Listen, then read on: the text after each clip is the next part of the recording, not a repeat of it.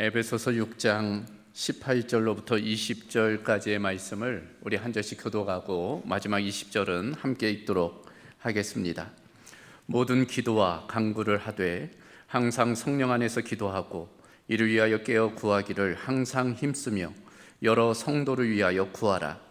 또 나를 위하여 구할 것은 내게 말씀을 주사 나로 입을 열어 복음의 비밀을 담대히 알리게 하옵소서 할 것이니 이 일을 위하여 내가 쇠사슬의 메인 사신이 된 것은 나로 이 일에 당연히 할 말을 담대히 하게 하려 하심이라. 아멘. 자, 오늘 7월 세 번째 주일 맞아 함께 읽은 에베소서 6장 18절로 20절 말씀 통해서 모든 기도와 간구를 하라 라는 제목으로 함께 하나님의 말씀을 나누도록 하겠습니다. 자, 6월 첫 번째 주부터 시작된 시리즈 설교 하나님의 전신갑주를 입으라 라는 말씀이 오늘 마무리되네요. 8주간의 여정이었습니다. 그간의 내용을 한번 복기해보면 첫 번째 주 6월 첫 주에는 전체 개요에 대해서 우리가 함께 살펴보았죠. 하나님의 전신갑주를 입어야 되는데 그 전체 개요입니다. 우리에게는 이제 보이지 않는 싸움이 있다는 거예요. 영적 싸움이 있다는 것입니다. 그 영적 싸움에서 반드시 우리가 이제 승리해야 되겠는데 어떻게 할 수 있을까? 먼저는 주 안에서 그 능력으로 이제 강건해지는 거예요. 그리고 더불어서는 이제 하나님의 전신갑주를 입어야 된다는 것입니다. 그래서 둘째 주부터 6주간 지난 주까지 6번에 걸쳐 이제 하나님의 전신갑주를 조목조목 함께 살펴보았어요. 어떤 것들일까요? 먼저 이제 허리에는 이제 진리의 허리띠를 띠는 거예요. 이제 가슴에는 의의 호신경을 입는 것입니다. 그리고 발에는 평안의 복음의 신을 신는 거죠. 그리고 손에는, 왼손에는 믿음의 방패를 이제 두르고 머리에는 구원의 투구를 쓰고 이제 오른손에는 성령의 검, 말씀의 검을 가지는 것입니다. 뭐 그렇게 쉬운 것을 왜 묻는가 이제 표정으로 바라보시는데 그래요. 이렇게 지난 시간까지 6가지 하나님의 전신갑주를 함께 살펴보았어요. 그러므로 이제 하나님의 전신갑주가 다 마무리된 것 같습니다.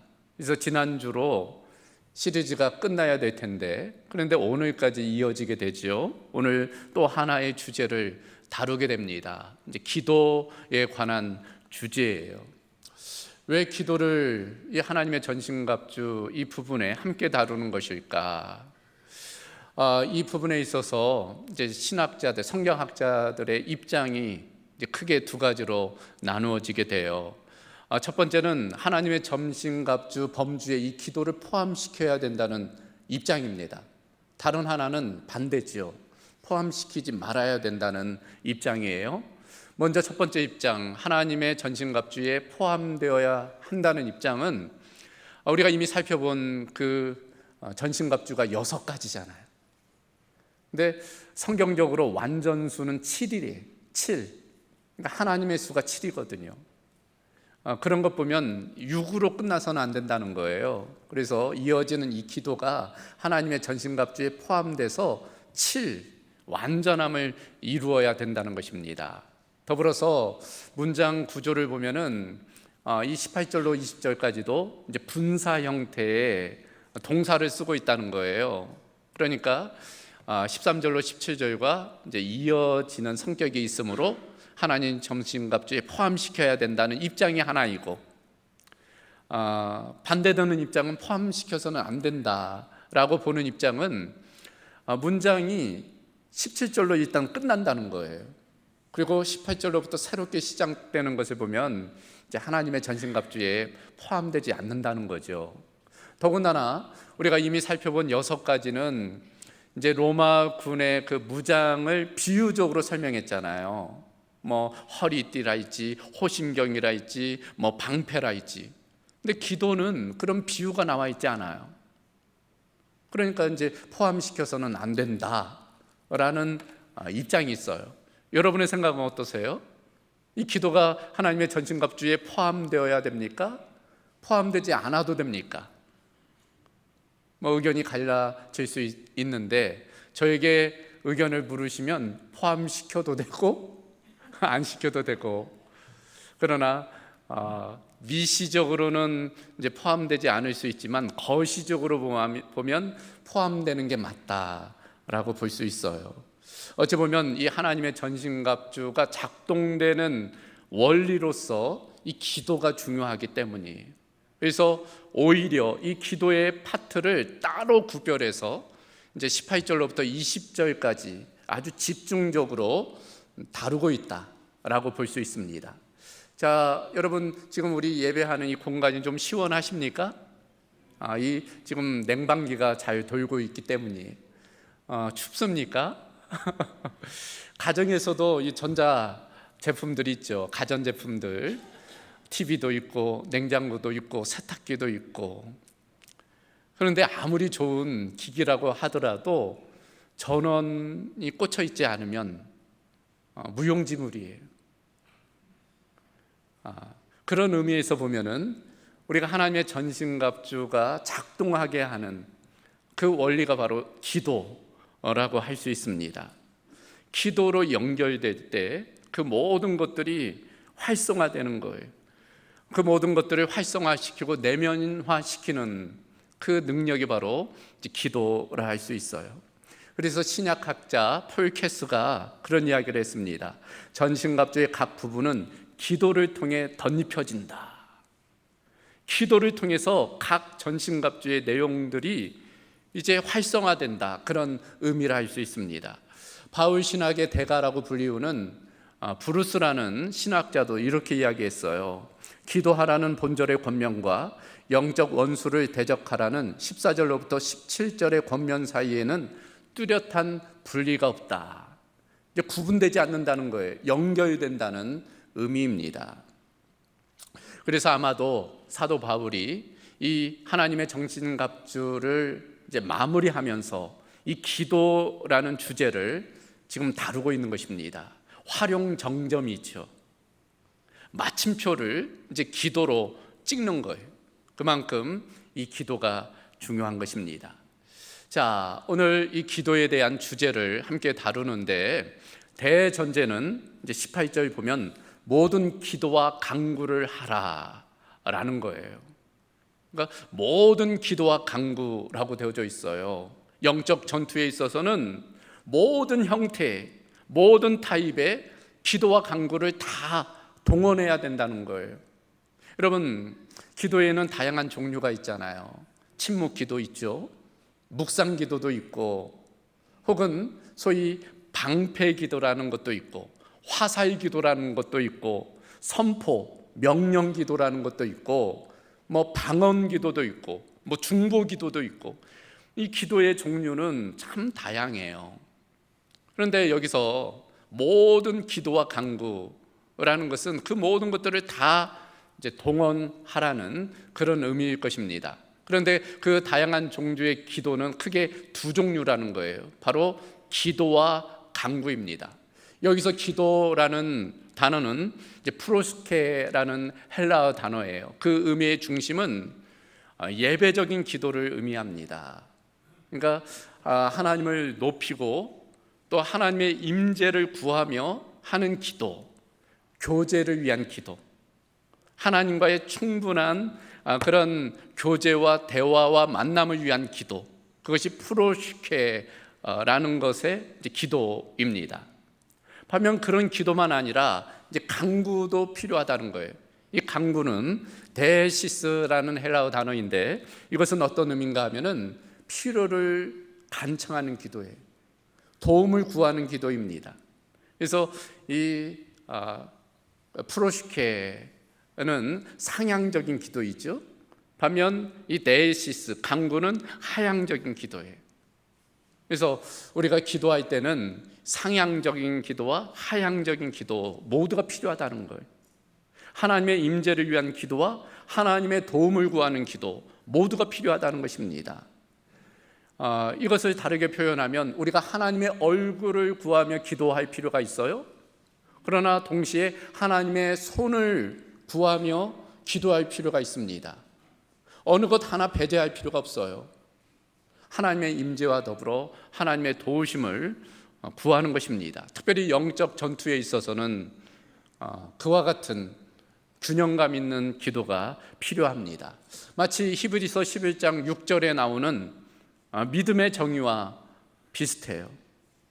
거기서 뭐라고 믿음을 이야기합니까? 믿음이 없이는 하나님을 기쁘시게 하지 못하나니 하나님께 나아가는 자는 반드시 그가 계신 것과 그가 자기를 찾는 자들에게 상 주시는 이심을 믿어야 할지니라. 두 가지 믿음이에요. 첫 번째는 하나님의 존재에 대한 믿음, 두 번째는 하나님의 능력에 대한 믿음. 우리의 기도도 마찬가지라는 거예요. 먼저는 우리가 하나님의 임재를 위해서 기도해야 되겠고, 더불어서 하나님의 능력을 위해서도 기도해야 된다는 것입니다. 기도의 균형성이에요. 한쪽으로 치우치지 말고 균형감 있게 기도해야 된다는 것입니다. 자, 이와 같은 기도의 대전제, 모든 기도와 간구를 하라는 이 대전제 가운데 지금 사도 바울은 세 가지를 강조합니다. 영적 전투에 있어서 이 기도에 있어서는 세 가지가 중요하다는 거예요. 첫 번째, 성령 안에서 기도하라는 거예요. 한번 따라해 보겠습니까? 성령 안에서 기도하라. 자, 18절 다시 볼까요? 모든 기도와 간구를 하되 항상 성령 안에서 기도하고 라고 되어져 있어요. 성령 안에서 기도하라는 겁니다. 여러분, 성령님이 누구세요? 성령님은 곧 하나님이시잖아요. 삼위일체 하나님, 성부 하나님, 성자 하나님, 성령 하나님. 예수님은 육신으로 이 땅에 오신 하나님이시고 성령님은 영으로 이 땅에 오신 하나님이세요. 그러니까 성령님이 곧 하나님이시기 때문에 하나님을 가장 잘 아시는 분이 성령님이지요. 동시에 성령님을 가리켜 뭐라고 부릅니까? 보혜사, 파라클레이토스, 파라 옆에서, 클레이토스 돕는 분. 그래서 보혜사입니다. 우리를 도와주시는 분, 마치 변호사와 같이. 변호사가 그 피고인을 가장 잘 도와주는 사람이잖아요. 그와 같은 분이 바로 성령님이라는 거예요. 그러니까 우리에 대해서도 가장 잘 아시는 분이 누구일까요? 성령님이라는 거예요. 그러니까 성령님은 하나님에 대해서도 가장 잘 아시고 우리에 대해서도 가장 잘 아세요. 그래서 그 사이에 중재자가 될 수 있는 거예요. 다리 역할을 하실 수 있는 것입니다. 그래서 로마서 8장 26절을 보면 이와 같이 성령도 우리의 연약함을 도우시나니 우리는 마땅히 기도할 바를 알지 못하나 오직 성령이 말할 수 없는 탄식으로 우리를 위하여 친히 간구하시느니라. 마음을 살피시는 이가 성령의 생각을 아시나니 이는 성령이 하나님의 뜻대로 성도를 위하여 간구하심이니라. 이 내용이 무슨 이야기예요? 하나님을 가장 잘 아시고 우리를 가장 잘 아는 성령께서 우리를 위해서 친히 하나님께 간구하신다는 거예요. 말할 수 없는 탄식으로 우리를 위해서 친히 하나님께 호소해 주신다는 거예요. 그래서 성령님은 우리와 함께 우리를 위하여 기도해 주시는 분이시죠. 우리가 예수님을 영접하는 순간 성령으로 우리가 예수님을 영접하잖아요. 그때 성령님이 우리 안에 내주하세요. 그리고 우리가 기도할 때 성령께서 우리를 도우시는 거예요. 우리와 함께 하시는 것입니다. 그리고 우리를 위하여 기도해 주시는 거예요. 그래요, 우리가 인간적인 제한성이 있잖아요. 기도도 마찬가지입니다. 인간적인 기도는 늘 제한적이에요. 기도에 제한성이 있어요. 그러나 성령께서 그 기도의 지경을 넓혀 주시죠. 기도하면 성령께서 전혀 예상치 못하는 부분까지도 우리의 기도를 이끌어 가세요. 우리의 기도의 지경을 넓혀 주십니다. 성령의 인도에 따라 하는 기도라 할 수 있어요. 그래서 그런 기도들이 하나님의 마음에 합한 기도로 확장해 나가는 거예요. 그래서 우리에게는 무엇보다도 성령 안에서의 기도가 중요합니다. 특별히 성령 안에 기도할 때 성령의 능력이 우리 가운데 부어지게 돼요. 성령의 기름 부으심이 우리 가운데 임하게 되는 것입니다. 그래서 예수님께서 부활하시고 승천하시기 전에 마지막에 그 제자들에게 당부하신 것이 뭐예요? 누가복음 24장 49절을 보면 볼지어다 내가 내 아버지께서 약속하신 것을 너희에게 보내리니 너희는 위로부터 능력으로 입혀질 때까지 이 성에 머물라. 그러니까 이 성 예루살렘에 머물러 있으라는 거예요. 왜? 위로부터 능력이 입혀지게 될 텐데 내가 아버지께 약속한 것을 너희에게 보낼 것이기 때문이라는 거예요. 성령님입니다. 사도행전 1장 4절에도 사도와 함께 모이사 그들에게 분부하여 이르시되 예루살렘을 떠나지 말고 내게서 들은 바 아버지께서 약속하신 것을 기다리나. 성령을 기다리라는 거예요.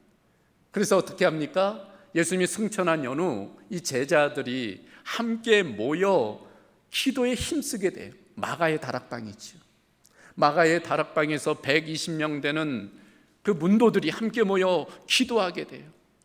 거의 한 열흘간 기도한 것 같습니다. 그때 오순절에 성령께서 강림하세요. 그들이 성령 충만함을 경험케 돼요. 그래서 어떤 일이 일어납니까? 그전에는 두려워 떨던 사람들이, 절망 가운데 있던 사람들이 담대하게 복음을 전하게 돼요. 예수님의 부활을 증거하게 되는 것입니다. 그것이 바로 성령의 능력이, 예수님 말씀대로 성령이 너희에게 임하시면 너희가 권능을 받고 예루살렘과 유대와 사마리아와 땅끝까지 이르러 내 증인이 되리라 하신 말씀대로 성령이 임하자 그들이 권능을 받게 된 것입니다. 그래서 지친 자들이 새 힘을 얻게 되고 절망한 자들이 소망을 얻게 된 거예요. 성령 안에서의 기도의 능력이라 할 수 있습니다. 그래서 구약에서도 이사야 선지자는 이렇게 선포한 바가 있습니다. 너는 알지 못하였느냐? 듣지 못하였느냐? 영원하신 하나님 여호와 땅끝까지 창조하신 이는 피곤하지 않으시며 곤비하지 않으시며 명철이 한이 없으시며 피곤한 자에게는 능력을 주시며 무능한 자에게는 힘을 더하시나니 소년이라도 피곤하며 곤비하며 장정이라도 넘어지며 쓰러지되 오직 여호와를 앙망하는 자는 새 힘을 얻으리니 독수리가 날개 치며 올라감 같을 것이요 다른 박질하여도 곤비하지 아니하겠고 걸어가도 피곤하지 아니하리로다. 하나님의 역사입니다. 성령의 역사에 영원하신 하나님, 온 땅을 창조하신 그 하나님의 영, 곧 성령이 임하실 때 우리가 그와 같은 새 힘으로 독수리처럼 비상할 수 있다 말씀하고 있는 것입니다. 그러므로 그 무엇보다도 영적 전투에 있어서는 성령 안에서의 기도가 필요합니다. 성령 안에서 우리가 함께 기도할 때 성령의 능력이 우리에게 부어진 바 되고 결국 영적 전투에서 승리케 되는 것입니다. 그런 은혜가 우리 모두 가운데 있기를 주님의 이름으로 소망합니다. 두 번째로 바울이 이 기도에 있어서 강조하고 있는 것, 항상 깨어 기도하라는 거예요. 한번 따라해 보겠습니까? 항상 깨어 기도하라. 자, 18절 말씀 다시 보면 모든 기도와 간구를 하되 항상 성령 안에서 기도하고 깨어 구하기를 항상 힘쓰며, 깨어 구하기를 항상 힘쓰라 라고 되어져 있어요. 늘 깨어 있어야 된다는 거예요. 이건 뭐 잠을 자지 말라는 걸까요? 그건 아니겠죠. 영적으로 깨어서 기도해야 된다는 거예요. 그러니까 깨어 기도할 때가 있다는 거예요. 특별히 영적 싸움에 있어서는 영적인 민감성을 가지고 깨어 있어야 된다는 거예요. 마치 보초가 적이 언제 침입할지를 모르니까 밤새 경비를 쓰잖아요. 파수꾼이 새벽을 깨우잖아요. 그와 같이 우리도 영적으로 깨어서 항상 기도 힘써야 된다는 것입니다. 그래요. 이 기도를 쉬어서는 안 돼요. 그래서 바울 사도는 데살로니가전서 5장 17절에 쉬지 말고 기도하라. 기도를 쉬면 문제가 되기 때문이 늘 그 틈을 비집고 들어오기 때문인 것입니다. 여러분, 우리의 육신의 생명을 위해서는 우리가 숨을 쉬어야 돼요. 3분만 숨을 멈춰도 죽게 됩니다. 뇌사가 오지요. 장기가 문제가 생겨요. 영적으로도 마찬가지예요. 기도를 영적 호흡이라고 이야기하지 않습니까? 기도를 쉬는 순간 우리는 영적으로 메말라져요. 영적으로 피폐해지는 것입니다. 그래서 무엇보다도 기도의 승리가 필요한 거예요. 그래서 오스왈드 챔버스라는 분이 이런 이야기를 했어요. 기도는 위대한 사역을 위한 준비가 아니라 기도 자체가 위대한 사역이다. 기도 자체가 위대한 거라는 거예요. 기도가 무엇을 준비하는 준비 차원이 아니라 기도에 승리하면 모든 것에 승리할 수 있다는 것입니다. 종교개혁을 일으킨 마틴 루터도 이렇게 이야기했어요. 나는 너무 바빠서 하루에 3시간 이상 기도하지 않을 수 없다. 바쁘기 때문에 기도한다는 거예요. 바쁠수록 기도해야 된다는 거예요. 그런 측면에서 기도의 우선성입니다. 철로 역정을 쓴 존 버년도 이렇게 이야기를 했어요. 기도는 죄를 멈추도록 이끌지만 죄는 기도를 멈추도록 유혹한다. 기도를 멈추는 순간 죄의 유혹에 넘어간다는 거예요. 그러나 기도하면 죄의 유혹을 이겨낼 수 있다는 거예요. 기도의 능력입니다. 기도의 중요성이에요. 그러므로 영적 전투에 있어서 가장 중요한 요소는 바로 기도입니다. 영적 전투에서 승리와 패배를 결정하는 요소, 기도예요. 그래서 여러분, 명확합니다. 내가 지금 기도하고 있지 않다? 그러면 이미 진 거예요.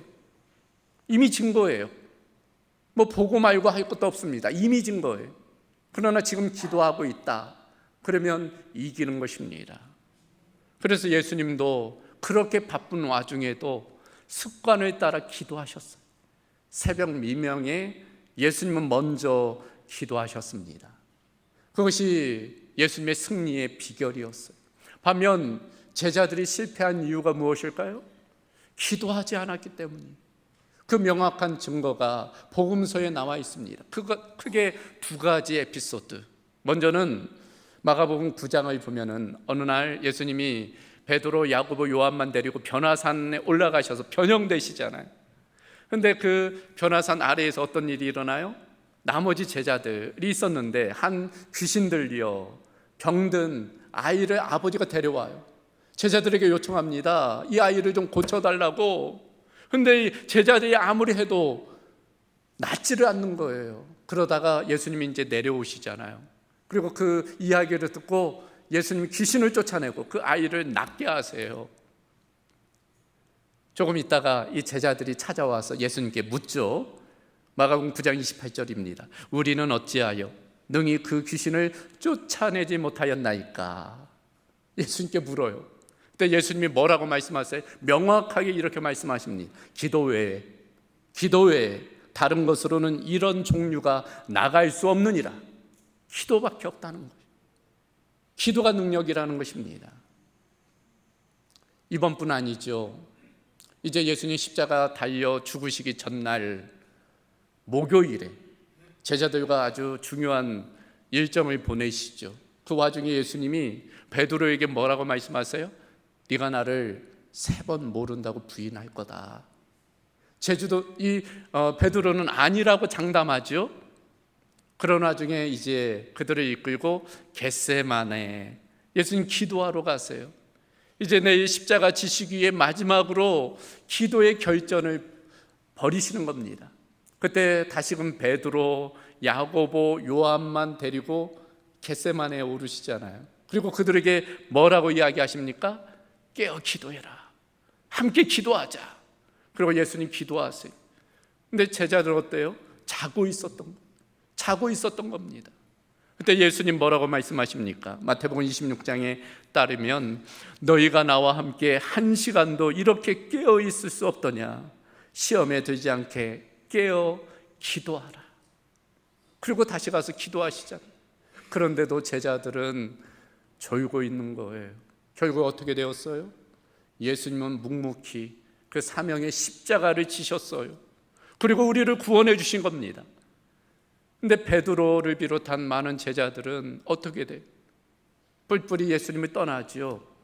더불어 이 베드로는 예수님을 3번 모른다고 부인하게 된 것입니다. 여러분, 성공과 실패의 이유가 무엇일까요?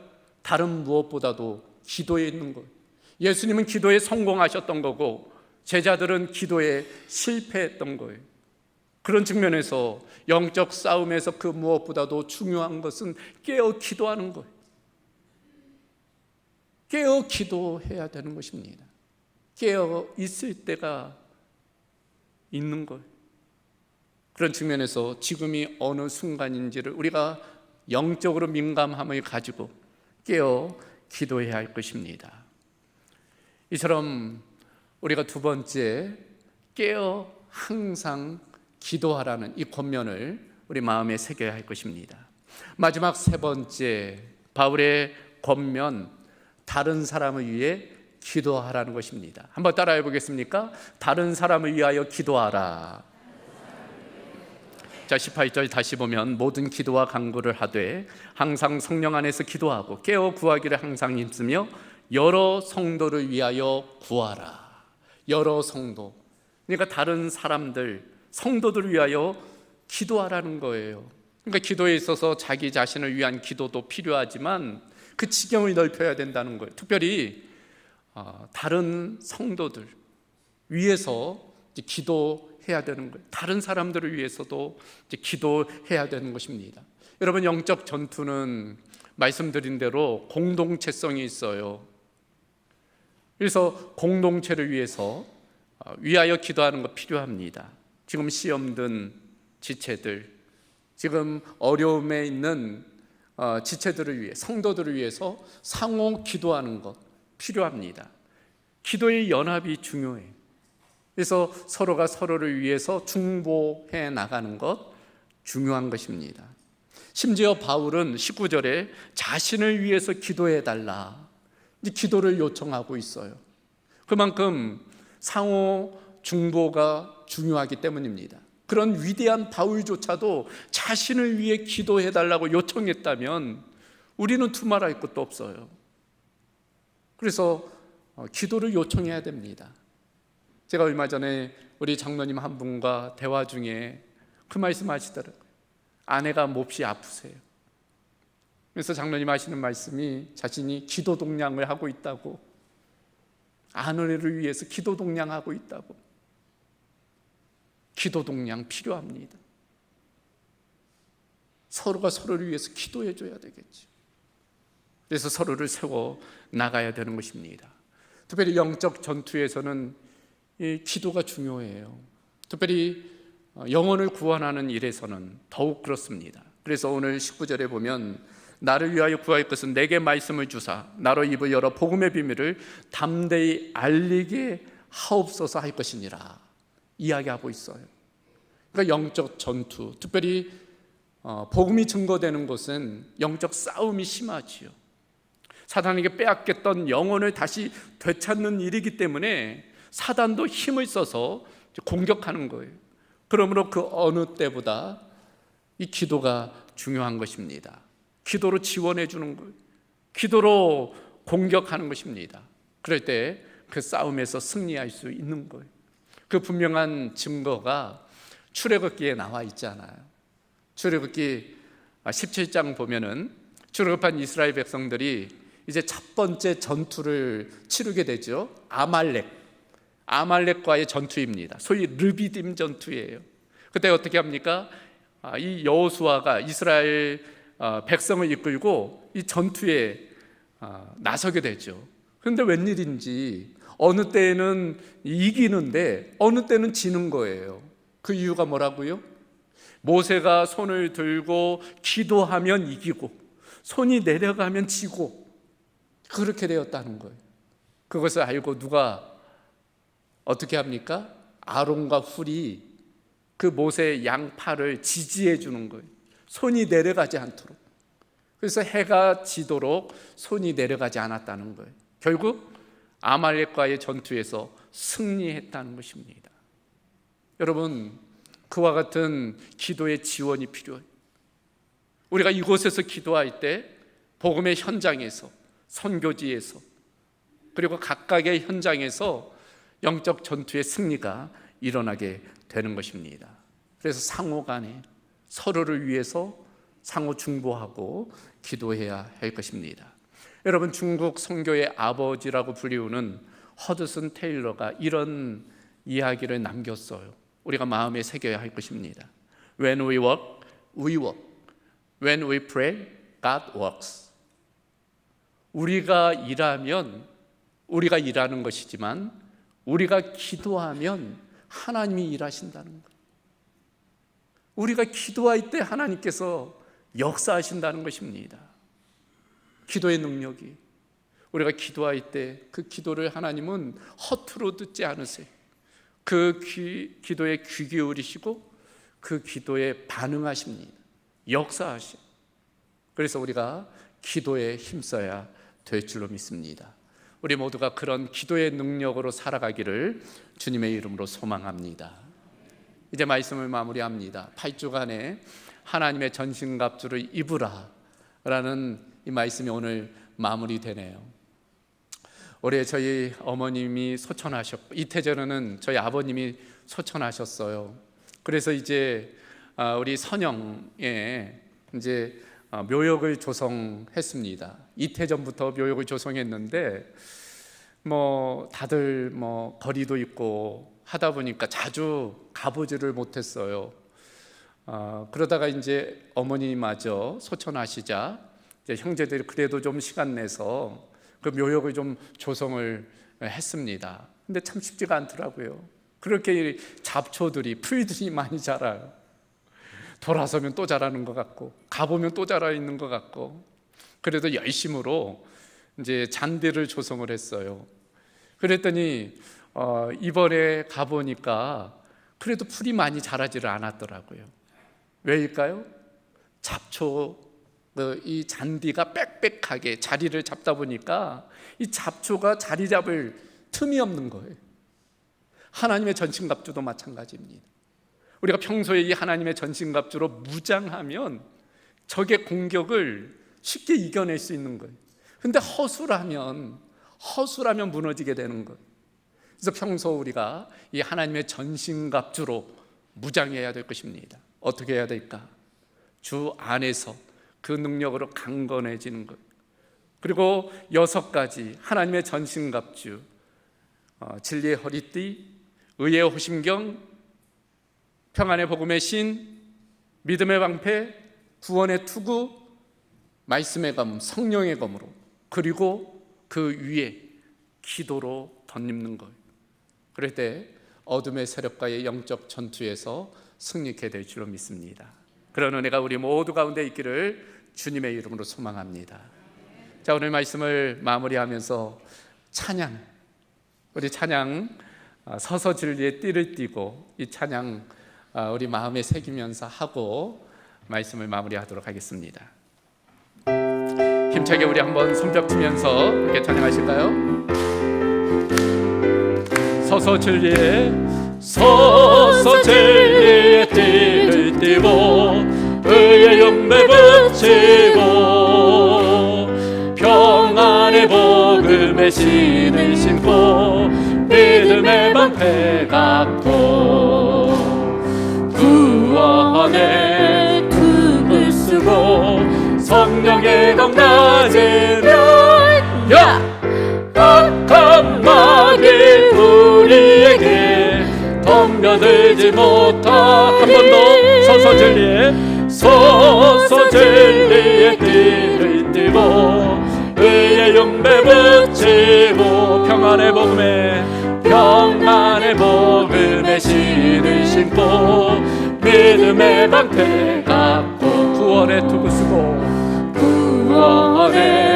투구 쓰고 성령의 검 가지면 악한 마귀 우리에게 덤벼들지 못하리. 아멘. 기도 기도하겠습니다. 감사하신 아버지 하나님, 8주간 하나님의 전신갑주를 입으라 라는 주제로 함께 말씀 나누게 하심을 감사합니다. 이 말씀을 우리의 마음에 새기게 하시고 늘 주 안에서 그 능력으로 강건해지며 하나님의 전신갑주를 입어 어둠의 세력과의 영적 전투에서 날마다 승리하는 우리 공동교회 모든 성도들 되게 하여 주시옵소서. 예수 그리스도의 이름으로 기도하옵나이다. 아멘.